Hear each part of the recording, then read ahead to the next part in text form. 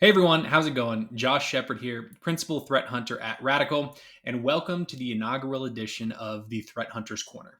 Now, this will be a regular series we push out where we talk about some of the fun and exciting things that we've hunted for recently, whether that be a cool technique, a new threat actor that hit the block, or a novel malware strain that we've seen either in the wild across our own environment or via threat intelligence reports.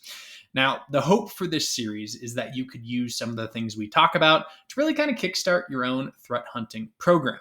As part of this series, in addition to the video, we'll also be providing a AI generated summation of what was talked about. So that way you have some text based evidence to refer back to when you want to use this information for your own efforts. So without further ado, the first topic we're going to be talking about is really a technique.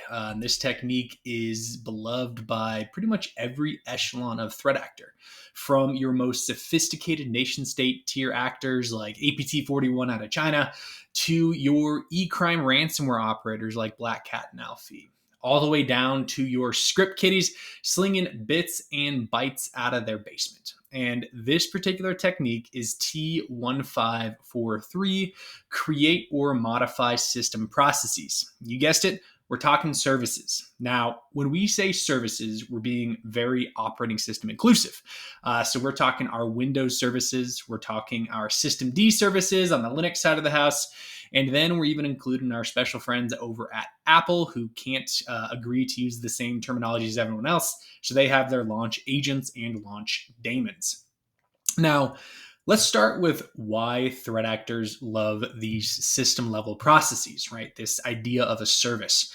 And really, that boils down to services are powerful. Services, they are ubiquitous across pretty much every type of operating system, as we talked about. Your Windows service, your Linux systemd services, your macOS launch agents and daemons, they exist everywhere. They also typically operate with some higher level of privilege, which is great from a threat actor perspective, whether they're trying to achieve privilege escalation or trying to grow from a persistence perspective. They also typically survive reboot, right? They're a persistent process. And therefore, from an establishing persistence perspective on an adversary kill chain, a persistent process is pretty ideal, right? They want to be able to survive reboot. And then the final reason, this especially goes to your nation state level threat actors, is that system processes are creatable, they're customizable, you could manipulate them all via built-in system utilities, right? This is this idea of a local binary, a LOL bin. And the reason nation state love this is if they could use a local system binary versus some sort of super special and fancy, research and development custom tool set, not only does it mean they don't have to burn that capability from an intelligence perspective, it also means that attribution is a whole lot more difficult. So when trying to determine who's on the system, that really helps kind of muddle attribution by leveraging these local system binaries. So that really goes into why threat actors like technique 1543.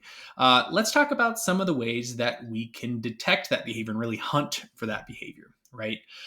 Starting with the Windows side of the house, Windows services, what we really want to do is look at the abnormal, right? Usually when we think about a service installation, it happens because we installed an application, and that application then installs a service. So it's always running in the background, always runs on start, all that fun stuff there.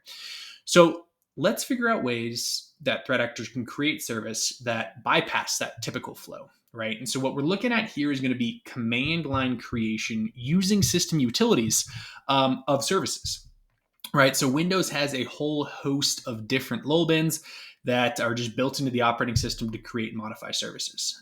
You've got sc.exe. This is your traditional command line utility. From a threat hunt perspective, you want to look for instantiations of sc.exe with the create command line parameter. This is used to create custom services via the command line. In addition to that, we can go to everyone's favorite PowerShell, beloved by IT administrators and hackers alike. PowerShell has a new service commandlet to create new services. Again, look for that from a command line perspective.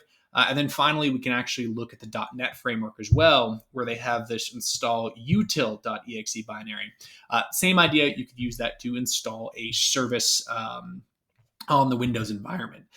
Again, part of this threat hunting process, you will have to baseline your environment. If you have some sort of unique IT consideration where, maybe you have administrators creating custom services, you could filter that out from your threat hunt results. But looking for these kind of command line creations of services is definitely a great start to kind of pick out, hey, this is unusual and potentially malicious after some investigation. Moving to our Linux side of the house, we're looking at our systemd services, right? And one of the biggest things we could look for here is really manipulation or unusual creation of a .service file. Right. So when we think about how a Linux systemd service is put together, the .service file, you could think of that as serving as the configuration file for a service. So if a threat actor is making a brand new service, they're going to have to create a .service file. If they want to manipulate an existing service, they're going to have to manipulate or modify that service's .service file. And so what we could do now is look for really any sort of unusual manipulations of existing .service files. So looking through your endpoint telemetry for that. And then also just look for weird creations, right? If you see somebody like using Echo to pipe data into a .service file, something kind of unusual, definitely look into that. If you see command line activity indicating like some sort of like curl, command line internet utility to pull down a remote .service file, definitely something to look into.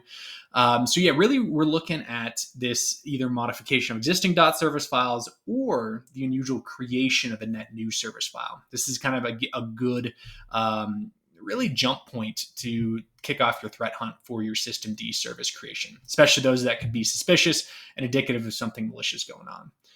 Finally, moving to our Mac OS side of the house. So similar to our Linux systemd, we want to be looking at the file that kind of helps configure a process, right? And on the Mac side of the house, that's something called a plist file. So plist stands for property list.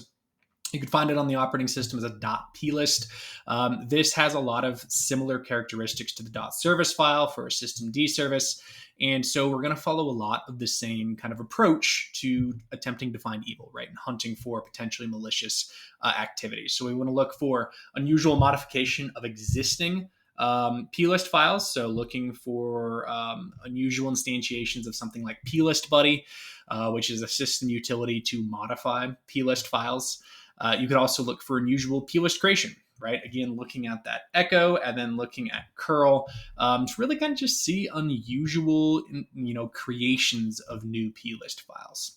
So that's kind of a high level overview of, hey, here are some things you can look for on your environment that could be indicative of unusual Windows service creation or modification, your Linux systemd service creation or modification, and then your Mac OS launch agent and launch daemon creation. Now, before we kind of wrap up in a conclusion, just a quick piece on the Mac OS side of the house. You may have heard launch agent, launch daemon. What's the difference? Really, the biggest piece here is your launch agents. You could think of those as services running in the user space, whereas your launch daemons are going to be those service type processes running at more of a system level authority. So that's really your big difference there. Now, really to kind of wrap this up, right? We've talked through various different ways to help hunt things. And, that is really the starting block, right? This is going to be the stepping stone of the journey. You dive into your data and really understand it. Right? If you don't have a baseline built out already for your environment, you're going to probably have a bit more data to sort through. However, it's not the end of the world, right? This exercise could be a great, really starting point to begin baselining your environment and then potentially finding malicious activity along the way. That's really all I've got to say on this particular topic. Definitely let me know if you have any questions, though, if you run into any roadblocks, threat hunting for the T1543 technique. And then, drop any comments if you have suggestions or things you want to hear about, things you're maybe hunting for in your own environment that you got questions about. Always happy to answer questions. And I look forward to seeing you all next week.